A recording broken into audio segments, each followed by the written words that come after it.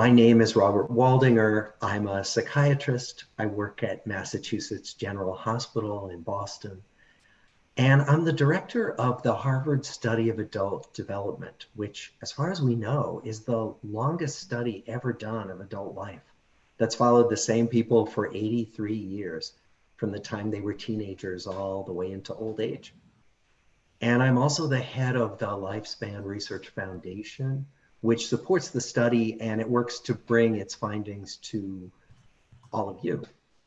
So this is the third of our kitchen table chats that is a conversation. And I'm really excited today to be here with Diane Hessan, who is a very well-known entrepreneur and researcher and author.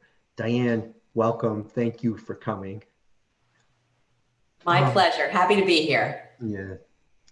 This is a particularly interesting time to talk to you, Diane, because suddenly so much of our lives are online, and online is what you do. As we know, online communities have been on the rise for quite some time, and we share enormous amounts of content there now, from photos to videos to all the reviews we have of products. And we pulled some statistics. 83% of people around the world who use the internet regularly share this kind of information, at least on a monthly basis. And it's people of all ages. So it's 70% of baby boomers, and it's 90% of millennials and Generation Z. And it's a kind of common assumption that the only communities that can really thrive among us online are these bubbles of like-minded people. But Diane Hessan can tell us that there's a whole other side to this and that we should think again about that idea. Diane is the founder of C-Space, which was the very first company to build online communities to do market research.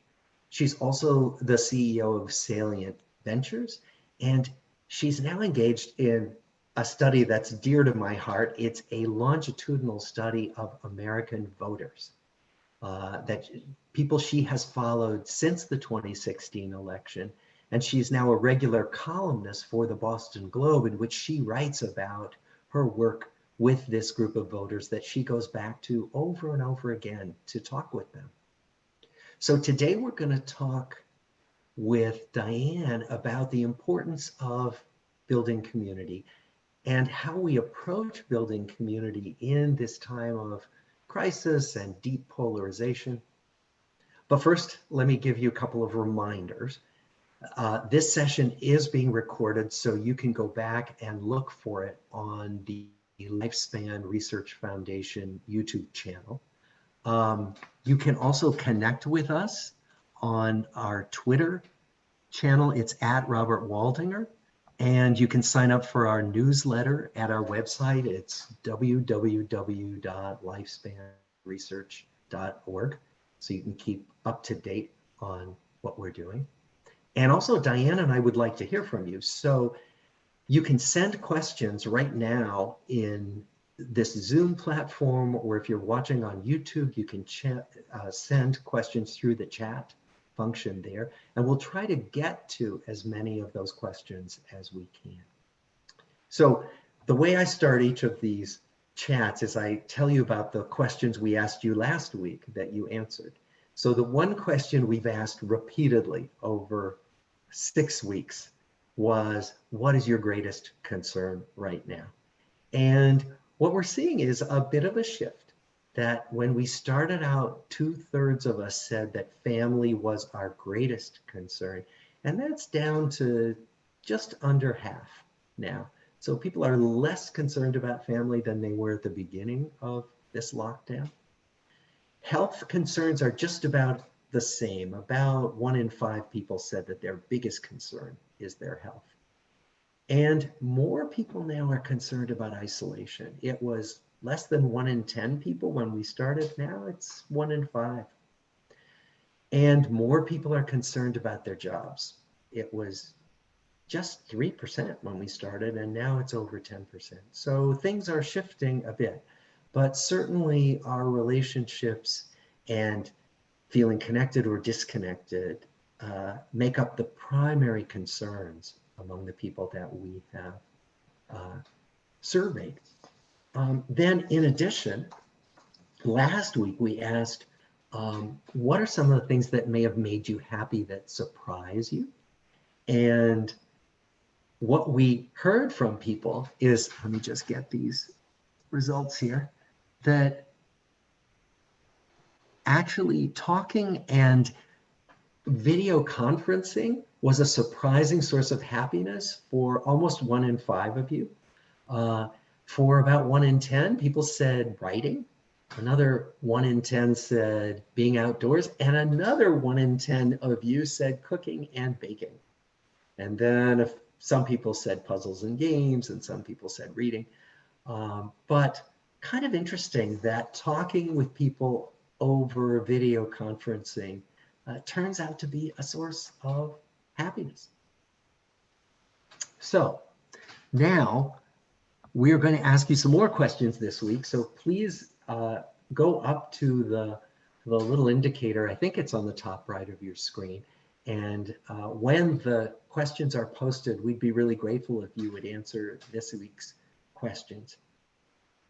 So now I get to turn to our guest, Diane Hessan, and we get to talk with her about building community online. So Diane, you are literally in the relationship business. You've been incredibly creative in bringing together groups of people for different purposes. And it would be wonderful to have you just describe how you've done that and how these online communities that you've created work. Okay. Well, first of all, thank you for having me, Bob. I really enjoy listening to your other chats, and I hope this is useful to people. You know, in terms of communities, I've always been a connector, but not on the scale of community until around the late 90s, when most of us listening to this had the same first experience with online communities, which is that we had an AOL account. And I don't know if you remember that, but you know, Yeah. we get discs. You remember you get like a floppy disk in the mail for free, and that would be our account. And we had screen names and chat rooms and instant messaging and groups. And AOL changed everything about how people could interact across ages and borders and professions. And I was absolutely captivated with that notion and with all of the possibilities that the internet was going to bring to us when it came to community. And so when we built a company called Communispace, we built software at first with the express purpose of building communities within companies. So think about it. You work for a large global company, you're in human resources, and there are dozens, or very often in large companies, hundreds of other HR people in your company all over the world. So how do you connect if you can't be together all the time? How do you share best practices and give each other advice and find out whether anyone in that department anywhere in the world has already solved a problem that you have? Yeah. And I was positive that if we could build technology and methodology to bring those people together online, that it would be miraculous for them. So that's literally what we did. We raised a lot of venture capital to start a company and to build software to do just that. And to make a long story short, it didn't work. We found clients who loved our vision, but we built a community, for instance, for a group of, this is the example of, for a group of 200 human resources people all over the world at Chase Manhattan Bank. And all they ever did to get together was once every 2 years, they'd get together in Wall Street. And we gave them a chance to be connected to each other through the magic of the internet. I went down to New York. I launched this thing in front of them. They gave us a standing ovation. They were so excited. But in the end, once we launched this thing, and we just did the same way you would do this Zoom thing today, we sent out an email and said, okay, the thing is open, put in your name and password, and you will be in this private community just for all of you. We never got more than 8 people to log in and show up in an entire week. We tried everything. I mean, we called them on the phone, we made them feel guilty, we pinged them. We had their managers help, but we just couldn't figure out. The community was dead, crickets. And it wasn't just that way at Chase Manhattan Bank. It happened over and over and over. And I had a lot of sleepless nights. Like, how could people not want to do this? Yeah. So we had a lucky day. I was in a meeting with a client at Hallmark, and Hallmark was going to launch an online community for a bunch of their employees who happened to be their store managers, so that they could share ideas about how to be more successful and how to do better merchandising, et cetera. And the client looked at me in the meeting and he said to me, you know, Diane, I love what you guys are doing. I love this idea of community, but I'm just worried that these store managers aren't going to come in.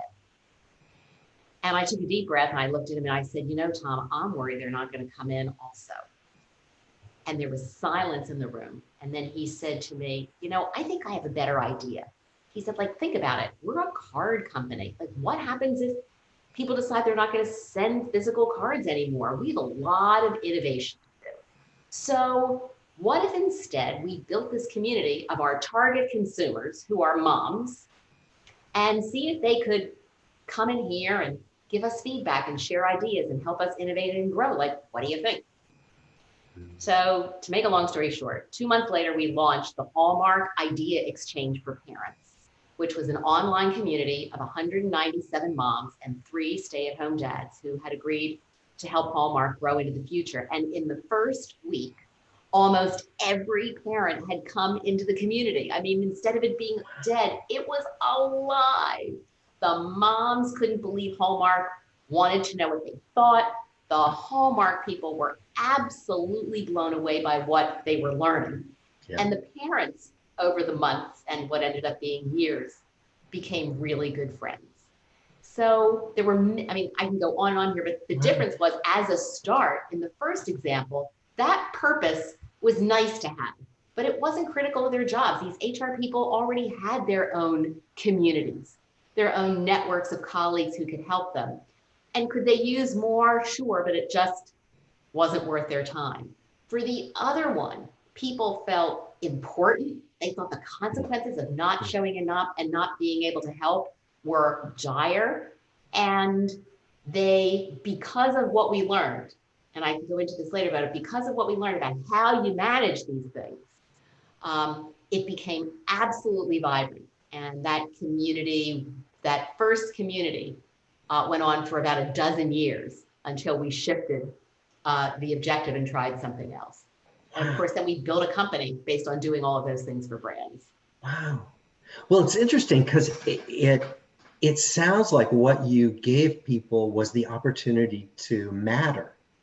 And that what we know is that feeling like you matter is a huge factor in what draws you to any group and to any community. Yeah.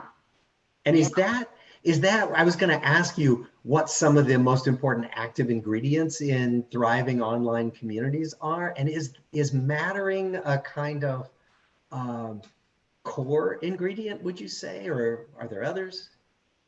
I think mattering, at least for what we were building, mattering was enormous. I think there are other communities that are important because people get such extraordinary learning out of it that they don't. I mean, if you think about what we're doing here, this is a learning community. People are coming in because they have great admiration for you. They want to hear who you're talking to this week. They have questions, et cetera. But it's got to be purpose driven. It's got to be a purpose that really has some significance to people. I think there are other things that are really critical. I think the second one is what we always called social glue. You know, when you think about a community, you want to know, well, is this a club that I want to be a part of? You know, who's actually in here and what's the work that we're going to do together? And, you know, when you talk about a community, there are 3 kinds of conversation. Like with Hallmark, it was Hallmark asking questions of consumers. It was consumers giving feedback and ideas to Hallmark, but it was also the consumers talking to each other and building relationships. And so often that was really, really critical to kind of making, sometimes they weren't even that interested in a Hallmark. Hallmark would say, tell us whether to get into the flower business. And I would think that's fascinating, but they didn't really care about that. But they wanted to come in and talk to people who were becoming their friends. What else? Making the work interesting.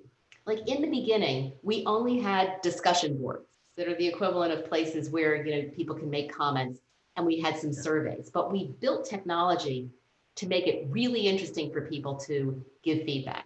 So we had the ability to make collages. We had the ability to annotate videos, or to whiteboard, or to look at a website and point to the places that you think are the most interesting, which turns into a heat map for the client or whatever. So making it fun and interesting makes a big difference. Fourth, circling back and letting people knowing what we're doing with the data. So thank you very much for all the feedback on this. Here's what we heard. Here's what we're going to do about it. Even if you're not going to do anything with what they said, they want to know that you agonized over it beforehand. And then I'll tell you that one of the most critical factors in our communities was size. And people would say to us, oh my gosh, I love that you have 200 people in this Hallmark community. Let's do 2,000. Let's do 20,000. Let's do 2 million. And the interesting thing was that small made a difference. So we ultimately settled on average about 300 people in a community. And we did this all with consumers and customers. But we used to do experiments. If we asked a question of a community of 300 people, and then we compared it to a community of 3,000 people, the 300 won every time. You got more participation. You got more really, really rich information. And it goes back to what you were saying about mattering. I mean, if it's really, really, if you have an opinion about whether Hallmark should get into a business, if it's a small enough group, you feel like you're really going to be heard and you're really going to make a difference. Whereas if it's a very large group, you think, I got a lot to do this week. I'm sure someone else will actually handle the problem. Yeah. So that made a big difference. Yeah. And of course, my favorite part was, the answers to the questions that we didn't ask. I mean, really watching what would happen when everybody talked to each other, which is just unbelievable. We had a community once for Godiva, and one of the projects I remember in a particular week is we said to people, remember like when you went to your grandmother's and there was always a candy dish sitting on the table? I don't know if we have candy dishes anymore, but when you buy, if you're going to buy a box of Godiva, how do you serve it to your friends? Do you put it in a dish? Do you put it on a table? We were just trying to understand how it was working. So everybody is talking about what they're doing. And finally, one of the community members says, we've been working on this for about the past 48 hours. And I've got to tell you, I would never serve Godiva to my friends. They're just not worth it. She said, I mean, for me, I'll put the other stuff out for friends, but my Godiva is, I have a little cupboard in my kitchen and I hide my gold box in there. And I have a ritual where every day I just open up the cupboard, I go into the box, I get one piece, and I keep the really, really great stuff for myself. Well, of course, the community explodes. All of a sudden, everything that they were telling us about how they serve chocolate to their friends was actually not true. And they all talked about hoarding their Godiva and saving it for a stressful day, which of course has enormously difficult implications for the company, because the CEO is sitting there going, oh my gosh, we have a product that is such a luxury product that no one wants to touch it. Wow. And one of the things that came out of that is that Godiva created a less expensive, not gold package of individually wrapped candies that they ultimately ended up selling in places like CVS or whatever, which is the Godiva that you can give to your friends. Yeah. Wow. So great to hear that stuff. This is so cool. I mean, one of the things I was going to ask you about is how do you get these communities to start having deeper conversations? So it's, you can bring together a group of people who like Hallmark cards, who like Godiva chocolates, but what you managed to do is get these communities to pivot so that they talk about deeper things, including I hide my candies. I sequester some just for me. And I'm embarrassed because the Godiva is too fancy to show to my friends. Like those are much more personal, much more emotionally sensitive turns that you get people to take somehow. And it seems to me that when they take that turn, then the community becomes riveting for people. Mhm. And I'm wondering, Yeah. And do you notice some ways that communities can turn from being kind of just, okay, a superficial community, that a group of cat lovers, to, to something where people are really talking about their lives in meaningful yeah. ways? Well, in marketing, there's a term called high involvement products. So Coca-Cola is a high involvement product. People kind of get passionate about it. When we built a community for 500 millennials all over the world for Coca-Cola. It was what we called the easiest recruit ever, because it's fun to kind of give advice to an absolutely iconic brand and Yeah, hold up your bottle and talk about packaging and do all of those yeah. fun things. Um, but most of our clients don't have products like that. They have what we call low involvement products, like, car wax or toothpaste or financial services. And in those communities, you still have to have some glue. So if it can't be cat lovers or Coca-Cola lovers, what do you do? And one of our most vibrant communities we ever had was for Colgate toothpaste. But we created a community of working moms who were talking about hygiene for their children. And I thought, oh my gosh, they're never going to show up. But there they were at 1 o'clock in the morning, sharing information with each other, not just answering Colgate's questions about how they make a decision about what dentist to go to, and how they select toothbrush, toothpaste, etc. But they also were talking to each other about what was going on in their lives and how difficult it is to work and have young children, and what all of their tips were. And when you combine that with good functionality in the software so that you can do something other than post, and when you have facilitators, and we had facilitators and we still do in the company, who kind of corral everyone and ask them the questions, and who can send a private message to someone saying, Bob, I absolutely loved what you were talking about before. I hope you'll keep pressing on that. Mhm. It's great, because then you have that kind of social glue. And that's where the insight comes. That's where the And deep stuff. yeah, and it sounds like some things like learning that you wanted to have facilitators was something that probably wisdom that came from experience, right? As you tried different things and saw how they worked Yeah, I with mean, we these communities. tried everything. What really helped us is over the first 10 years of the company, the communities were all we did. We just decided we wanted to be better than anyone else at getting normal people to come online and share insight and their life experiences, and to be as honest as possible. And so if that's all you're doing, over time you start learning basically how you build trust online, how you get people to believe that you're not going to judge them, Mm. that you're going to keep what they're saying confidential, that you're going to protect them. I mean, people would say things like, don't ever, I hope no one ever tells my husband this, but.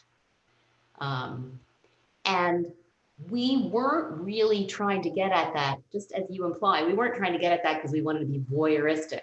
But, very often for a lot of our clients, the decisions about what consumers do, how they buy, how they think, how they vote, everything just is not rational.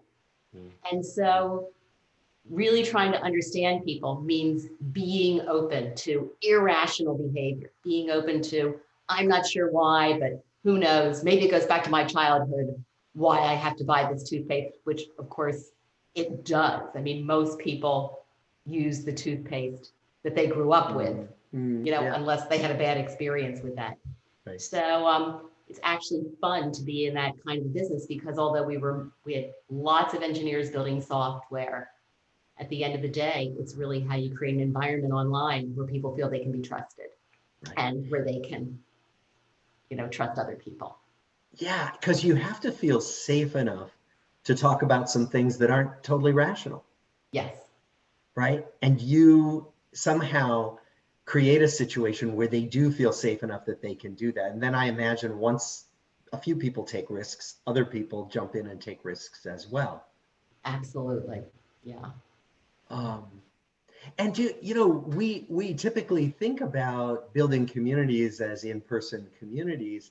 Um, what are you finding that online communities have that in-person communities don't really provide? Are there any things that come to mind about that? Yeah. So here's what I think is the biggest benefit of an online community in the way that we did it. The conversations are asynchronous. So if you and I are together and you ask me a question, I could spend some time thinking about the answer, but you're going to give me 5 or 10 seconds of silence before you decide you're going to jump in and help me out. In an asynchronous conversation, you can say to me, Diane, tell me a little bit about what works with online communities, and I can take an hour Hmm. before I answer, and then give you something that's really thoughtful. So the biggest benefit of online communities is the opportunity for asynchronous communication, for someone to say something and for the respondent or for someone else to really have a chance to just take a breath Hmm. and be very thoughtful when they respond. And as a result, the conversations tend to be more honest, more rich, and especially great for introverts who really would rather think a little bit before they talk. So I think the other thing is that offline, you tend to have more groupthink because we're all looking at each other and everyone wants to please each other. So I'm obviously a fan of being able to do this online because of that. Now, obviously online, you can still have a chat room. You can still do Zoom where it pretty much simulates what a real world experience would be like. And that Zoom is an example of a synchronous set of communications where Hmm. we're still talking like this, but in a classic online community, you have breathing room and you have time to think before you comment. And I think that makes all the difference in the world when you're looking for real richness. And do you notice that there's a kind of turn that it can take? Because one of the things I've noticed sometimes is that that emails can turn angry, that online communication can take a downward turn, and then it kind of goes down a rabbit hole. And that has always seemed to me to be one of the risks of online communication, even asynchronous, because you're not there with the person. You can't immediately correct and make up and do all those things. What have you noticed about the difference between those kind of virtuous cycles of communication where people trust more and share more, and those cycles of communication where people get more divided from each other? Yeah. Some of those things we used to leave up to our clients. Like when we would invite people into a community, the first thing that we would do is we would have them sign kind of a code of conduct. With some of our clients, there were very, very strict ground rules. No profanity. You use profanity, we give you one warning, then we kick you out. Mm-hmm. Right? You're abusive to anybody, one warning, we kick you out. Every client, we had a couple of different templates. And if we're working with with a high flying internet company, we might have a different set of rules than what we might have with a more conservative financial services company. Other things, like your example, Bob, were things that we would think about when we built the software. So for instance, what do you want to do in the software? Do you want to give people the ability to make a comment and then decide they don't like it and delete it? Or do you want to give people the ability to Mm. make a comment, but once you write it, it is in there forever? We basically made a decision that these are grown-ups and that we'd let people change what they were doing, just like when you have a pencil, you got an eraser or whatever. Yes. It didn't have to be whatever you said is going to stay in that community forever. So every one of those questions ended up for us being a software decision. Do you turn this on or off? Right. Right? Another decision we had to make was, did people have to use their real names? And in most of our communities, people used their real names because it made them more accountable. We had Mm. some situations, largely pharmaceutical, where because of HIPAA requirements, if we had a community of cancer survivors, or we had a community of people who suffered from rheumatoid arthritis or whatever, instead it would say Robert W. just because of privacy protection. But we found that trust was higher and the richness of the information was better when someone was their self, as opposed to what we've all seen, in newspaper commentaries and everything. When people are anonymous, they kind of can feel free to act out, but you're not really sure that you're getting the truth from them. Yeah, yeah. Oh, this is so interesting. Oh, I can give you a little bit of the results of our polls. So family is still the top concern of the people tuning in today, but health and worries about isolation are also up there. They're a concern. Um, and when we ask people today, what online communities have been personally meaningful to you? The top answers were social and spiritual and health related communities. So that's pretty interesting. Um, One of the things that, Diane, I'd love to hear a little bit about, and you've sort of infused what we've been talking about with it, but your involvement with your voters has been very personal. Like you have really, they know that you are invested in them. And it seems to me that that's a big part of the glue that holds this group together over what's now several years. And I wondered, could you just say a little bit about that? Sure.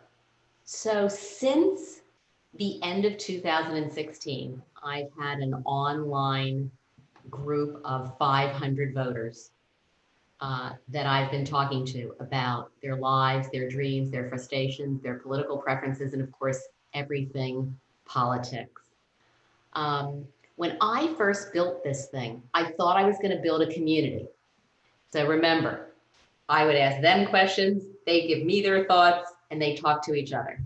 I ended up designing this more as a panel. So I've used the same kind of technology and the same processes, but I decided to cut off their ability to talk to each other because I literally thought they'd kill each other because there's so much divisiveness in the country. And I didn't want the purpose of it to be all about people arguing with each other. So instead, I basically opened up two channels. One was me asking them questions, and the other was them sending me any thoughts that they had. But like with our C-Space communities, this group gets a project every week. So the first thing I did was to recruit them. I've got 500 people. They're from all ends of the political spectrum, from people who think that Donald Trump is the greatest president in the history of America, to people who believe that he is the biggest disaster in the history of America, and everything in between, pretty evenly distributed. I've got all ages, races. I've got at least 10, I've got about 10 people from each state. With some states, Massachusetts, I have a few extras, a few others, but for the most part, I've tried to make it as representative as possible. But to your question about how to establish trust, it was such an enormous thing for me because if you think about it with politics, I mean, everyone knew what my politics were. I had told them that I had done some work for the Clinton campaign prior to setting that thing up. So I just thought, oh my gosh, so I had to be honest with them about what I was doing. So I had a couple of ground rules. Number one, I told them that the primary purpose of what I was doing was to learn, and that I would never get paid by anybody to share what I was learning from them. So if somebody called me from the Republican National Committee and said, we'll pay you a whole bunch of money to consult with us, it would be no. Because if I did that, then everybody who's a Democrat would be saying, what am I doing here? So this was not for sale. Number two, no judgment. So I was going to be curious, but I would not sit around. No judgment, no arguing. Confidentiality, that if I talked about what was going on, I might use their first name, but I would never reveal who they were. I even had people saying to me, you should really talk to my cousin, Bob Waldinger. He might be really good for your panel. I would call Bob, interview him, and then I would never let the person know. I would say to him, look, your cousin told me to call you. I'm not getting back to her to let her know whether you're in the panel. You want to talk about this thing, you can talk about it to whoever you want, but That's how airtight the confidentiality was. And That's what we do in our longitudinal study. That's exactly yeah. what we do. Oh, No, great. we won't even tell your family members what you Right. said. Right. Yes, exactly. And the other thing I did, just to get off of the magic of technology for a minute, is I interviewed each one of these people for 30 to 45 minutes before letting them in. And part of that was I just wanted to make sure that they were who they said they were. But even more, I wanted to build trust. So they would say something to me that I thought was absolutely disgusting and outrageous. And I would laugh and say, that's so interesting. Tell me more. Where does that come from? Why do you feel that way? And I think people who have very different political leanings than I do, they still have a great time. I mean, they send me things that they read. They really feel responsible for educating me. And of course, I feel responsible, even if I violently disagree with them, to give light to who these people are and why they feel the way they do. So the upfront piece of building trust and having them know who I was, ended up being absolutely critical to getting people to participate. Yeah, and instead of meeting them with judgment, which is so tempting to do, you meet it with more and more curiosity. Oh, tell me more about that. Or where Yeah. does that come from? Yeah, Yeah. very cool. Sometimes I hear things and it's true. I'll say, "Oh my gosh, I've never heard that from anybody Yeah, before. Like, yeah, please, give me more information. That's fascinating." yeah, yeah. And I obviously do that, on all sides. But same ground rules, same kinds of processes as what I used to do with brands. Yeah. Well, as we're kind of nearing the end here, I wanted to circle back to the pandemic a bit because this has really changed our sense of what's possible. Certainly my sense in virtual connections. I never dreamed that a video chat could be as helpful and enlivening as it turns out it can be. So what I wondered about is your thoughts, what you've maybe been surprised by in all of this, if anything, about what's possible that you might not have thought was possible. Yeah. That you You know, the biggest surprise to me is how much people enjoy being online because so many people have been naysayers. It's not like they don't enjoy it, but how many articles have we written about reducing your screen time? We even have that in our phones. We can measure our screen time and get a little note from Apple that says, well, you've wasted, that's what they're implying, you've wasted this amount of time on your phone this week. Or there are books, so many books written about put down the phone and have a conversation. Get off of your technology and take a walk with someone you love. And so for me, I am just surprised at how much people are enjoying it. My life has been so tethered to a lot of online things lately. And this new thing called Zoom, I've been using for about 5 years. And I just love that now people are getting it. They're yeah. getting that there's magic in being able to connect with people and see them when you actually can't see more than, for the most part. I mean, you could do FaceTime before, but it was one-on-one.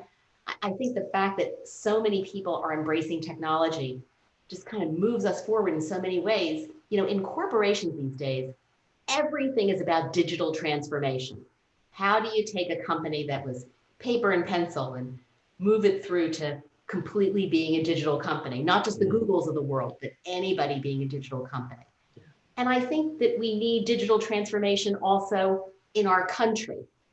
We all watch, we watch the Supreme Court now. And a lot of my friends who are in tech are saying, oh my gosh, isn't this great? The Supreme Court is now in the 21st century.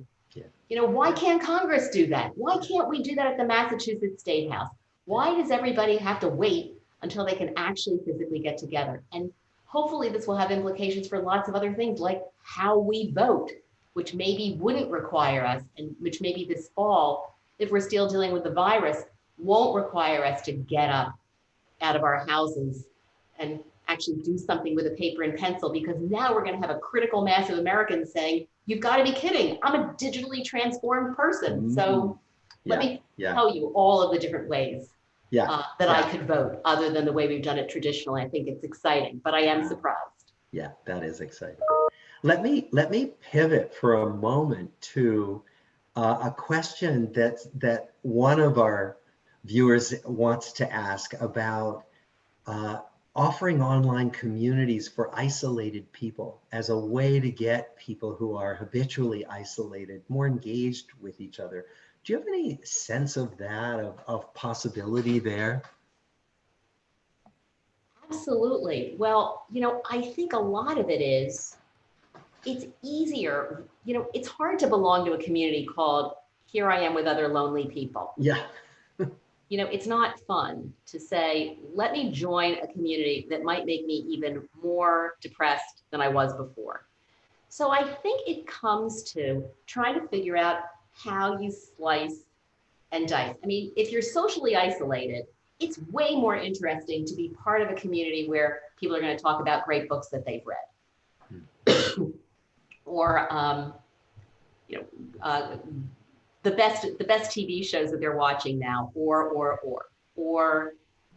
politics or whatever. So it's easier to be part of a special interest group than it is just, what are they going to do? You can see people who are socially isolated having a conversation about how isolated they are. But if you think about social glue, special interests are easier. Look at the responses that you have from the people who are part of this now. People are interested in health issues. They're interested in spiritual issues. And I find that um, rather than having a socially isolated community, people can start to look for where there are places that just kind of connect with a particular passion that they have. yeah. Um, And perhaps places that feel safe enough for people who are a little wary of entering into any kind of group experience. yeah, And so your emphasis on how to make it safe seems to me really important here.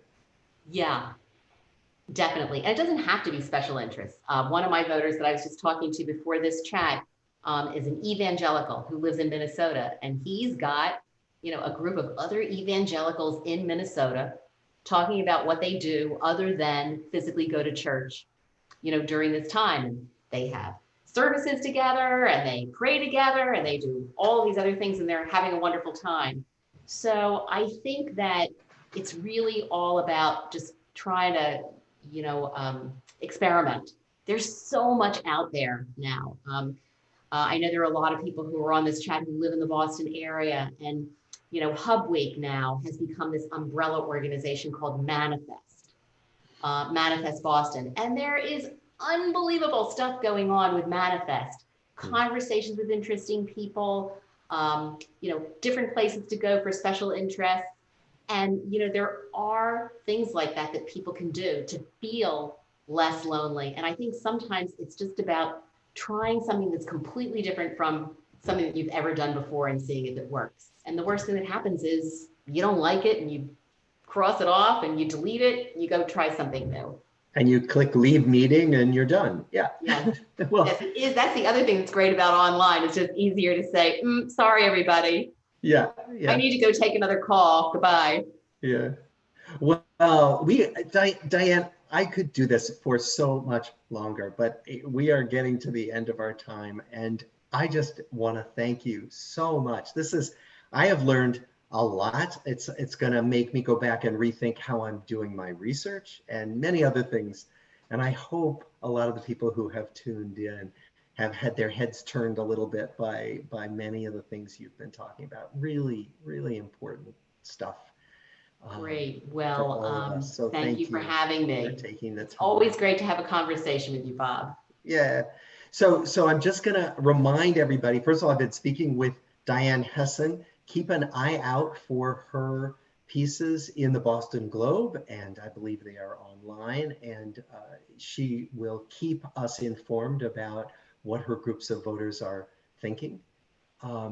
And then as far as this conversation, you can go back and find it again. You can share it with other people. Just go to the YouTube channel that's called Lifespan Research Foundation, and this will be posted there.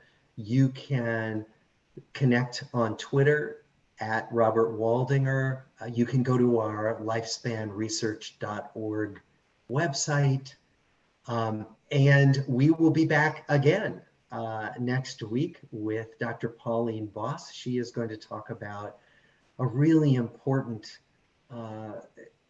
subject now, what she has termed ambiguous loss. There's a lot of conversation now about loss, and Pauline is an expert on this. So thank you for tuning in, and I look forward to seeing you again next time.